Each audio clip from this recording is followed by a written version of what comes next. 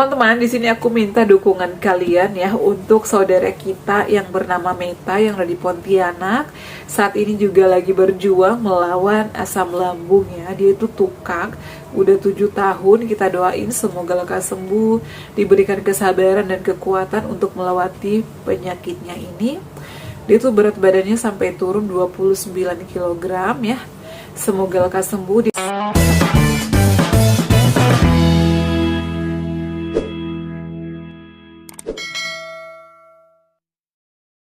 Assalamualaikum warahmatullahi wabarakatuh. Hai semuanya, kembali lagi di channel aku Adeva dan Bunda. Gimana kabarnya teman-teman? Semoga sehat selalu ya. Senang sekali di malam hari ini aku kembali menyapa kalian ya. Dan tadi aku itu selesai live ya. Aku cuma live 32 menit. Mohon maaf kalau masih banyak pertanyaan yang belum terjawab. Karena aku selalu bilang kalian ya, aku tuh gak boleh kecapean juga. Karena kalau ngocehnya lama-lama aku juga capek ya. Karena tadi juga baru pulang kerja. Terima kasih banyak kalian selalu setia juga nonton video-video aku. Yang baru datang, yang baru bergabung, jangan lupa subscribe channel ini. Dan jangan lupa juga share ke teman-teman kalian, agar aku semakin semangat buat videonya dan agar bermanfaat untuk orang banyak. Teman-teman, aku selalu menyampaikan ke kalian, aku tuh bukan dokter, aku juga hanya pejuang asam lambung GERD anxiety. Di tahun 2019 hingga 2021 aku endoskopi sampai sembuh itu 2022 ya. Alhamdulillah aku terbebas dari sensasi asam lambung GERD anxiety dan juga aku kena gastritis teman-teman. Nah, jadi memang untuk asam lambung ya, GERD dan gastritis ini beda sensasinya, tapi sama-sama menurut aku membutuhkan kesabaran dan juga butuh kerja keras. Ekstra sabar ya, karena ada aja sensasinya. Setiap hari itu pasti ada aja sensasi baru yang kita alami. Nah, tadi itu ada teman kita namanya Kak Meta dari Pontianak. Dia itu gastritis juga, sama dia itu tukak ya. Selain itu juga dia kekurangan kalium habis opnam tadi. Masya Allah banget, sabar ya Kak Meta. Semoga lekas sembuh, lekas pulih kembali seperti sedia kala. Nah, terkait tukak lambungnya, kemudian dia juga sering sendawa, susah makan, dan susah BAB. Di sini aku akan berikan solusinya ya, Kak Meta. Semoga lekas pulih, lekas sehat kembali seperti sedia kala. Kemudian Kak Meta ini disertai anxiety. Dia itu kecemasannya berlebih, jadi yang membuat kita sulit sembuh karena kecemasannya. Jangan cemas, jangan panik. Jadi teman-teman, pasrahkan semuanya sama Allah Subhanahu wa Ta'ala. Semuanya ini adalah ujian atau cobaan dari Allah, dan ini terjadi karena sebab akibat. Kenapa aku kena GERD? Kenapa aku kena gastritis? Karena mungkin di masa lalunya, dari makanannya, pola hidupnya, pola pikirnya susah dikontrol atau itu nggak terkontrol, nggak disiplin. Jadi itu nanti bakalan ngalamin hal yang kalian alami sekarang. Jadi introspeksi diri, karena penyakit itu mengajarkan kita untuk berubah menjadi lebih baik, untuk disiplin itu dari segi makan, dari pola pikir, pola tidur, dari olahraganya yang tadinya mungkin malas banget gerak, mau ke warung aja harus naik motor. Masya Allah, aku teman-teman kalau lagi keliling saat ini mau beli makan ataupun nyari sarapan pagi-pagi, aku lebih memilih untuk jalan kaki, hitung-hitung olahraga ya, agar kita juga nggak kaku badannya. Karena biasanya kan kesemutan, kebas, karena kita peredaran-darahnya itu nggak lancar. Jadi kita tuh lebih baik sering gerak, olahraga, dan perbanyak konsumsi air putih. Jadi buat Kak Meta yang saat ini lagi berjuang sampai berat badannya 29 kg, Masya Allah banget. Kita doakan teman kita Kak Meta semoga lekas pulih ya. Teman-teman pejuang asam lambung yang udah sembuh ataupun yang lagi pemulihan, yang lagi berjuang juga, kalian tetap semangat. Aku doain ya, semoga kalian juga lekas pulih, bisa aktivitas kembali seperti sedia kala. Nah, khusus buat Kak Meta, karena udah ada tukak, pertama yang harus dihindari itu adalah makanan yang goreng-gorengan, pedas, kemudian minuman soda, kafein, yang asam-asam, yang kecut-kecut. Kemudian makannya juga harus dikunyah halus ya. Selain itu juga porsinya jangan berlebihan, karena kalau yang udah tukak ini tuh lambungnya lebih sensitif dan biasanya sampai fesesnya itu berubah warna. Jadi harus hati-hati dari segi makanan. Kata Kak Meta tadi bingung mau makan apa. Jadi untuk menunya itu bisa bubur ya, bisa nasi lembek, bisa dibantu atau dibarengin oat. Kalau misalnya yang lain kayak nasi goreng, kalau bisa dihindari dulu karena kakak Meta ini ada tukak, jadi harus hati-hati. Kalau bisa makan yang lembut-lembut dulu. Kemudian untuk sayurannya bisa sayur wortel direbus ataupun di bening, itu bagus ya. Kemudian selain itu juga bisa kayak bayam di bening juga bagus, daun katuk. Selain itu juga aku tuh selalu konsumsi daun kelor ya. Kalau di Pontianak mungkin ada, kalau di Sulawesi ada banyak daun kelor. Bisa di bening aja. Kemudian untuk lauk pauknya bisa kayak ayam direbus ataupun dikukus ataupun dipepes, itu bagus. Kak Meta jangan stres, kontrol pikirannya ya. Kakak kemudian istirahatnya yang cukup, sering-sering lakukan meditasi, relaksasi, ataupun lakukan healing. Hal-hal yang kakak suka, misalnya kakak suka nonton, lakukan. Misalnya kakak suka baca buku, lakukan. Agar overthinking itu terfokus sama hal-hal yang kakak Meta lakukan ya. Itu adalah terkait pola makan. Makan sering, porsi kecil ya, jangan sampai kosong perutnya. Kemudian kalau Kak Meta, ini juga dia susah BAB. Kenapa? Karena pencernaannya itu kan lagi terganggu, lambungnya lagi terganggu. Kemudian makanan-makanan yang masuk itu kan tidak bisa dicerna. Dan biasanya yang disaring oleh usus juga ampasnya itu sedikit, sehingga kotorannya juga sedikit. Karena apa? Karena asupan yang masuk juga itu sedikit, jadi pasti BAB-nya juga susah. Cara mengatasinya gimana? Perbanyak konsumsi air putih ya. Kemudian selain itu juga konsumsi buah-buahan kayak melon, pepaya, itu bagus. Tapi saran aku setelah makan ya, jangan dalam keadaan perut kosong.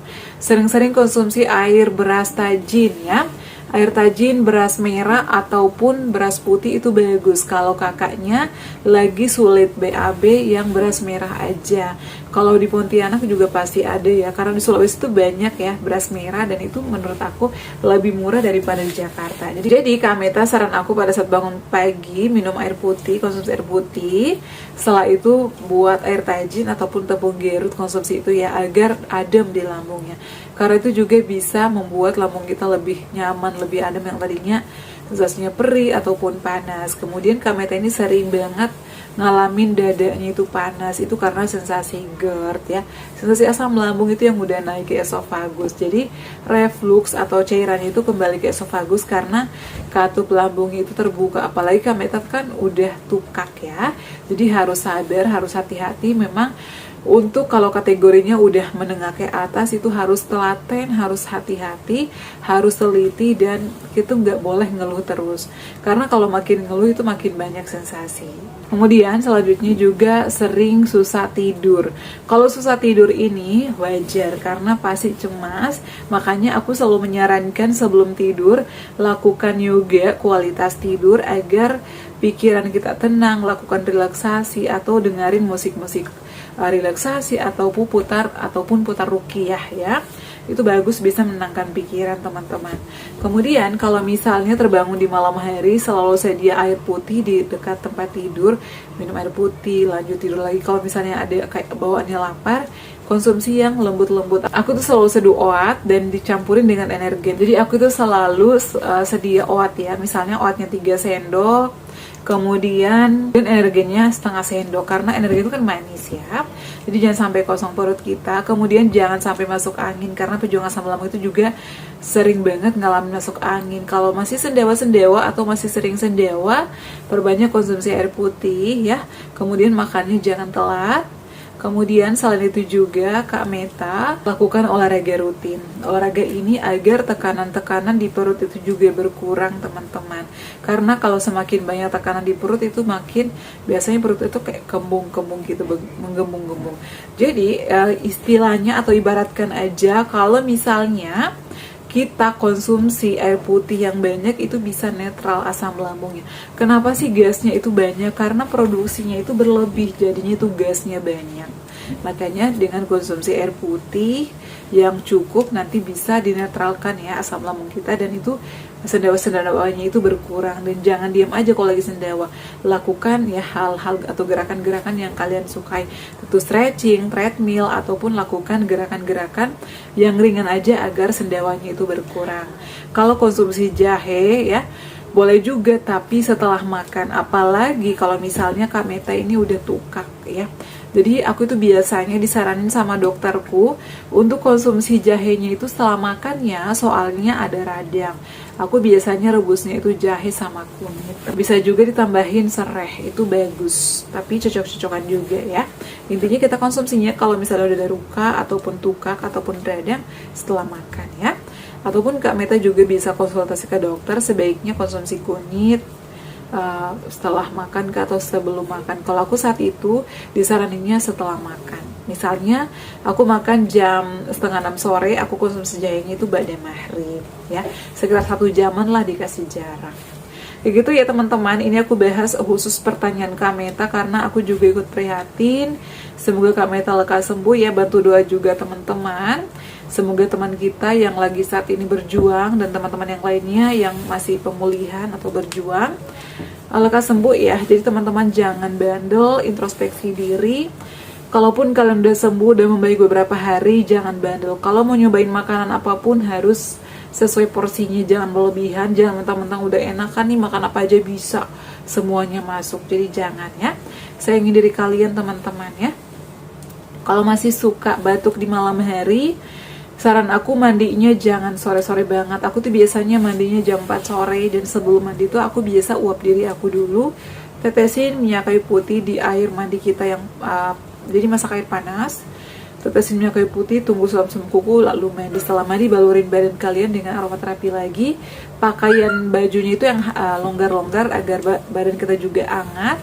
Kalau pakai AC jangan kena angin AC ya. Aku biasa itu kan AC naik turun gini ya, tetapin aja di atas. Kalau pakai kipas angin, pantulin aja ke tembok agar nyaman juga. Kemudian pejuang asam lambung itu harus miring ke kiri, sering-sering miring ke kiri ya, agar cairan asam lambung itu nggak sering naik kayak kerongkongan atau ke esofagus.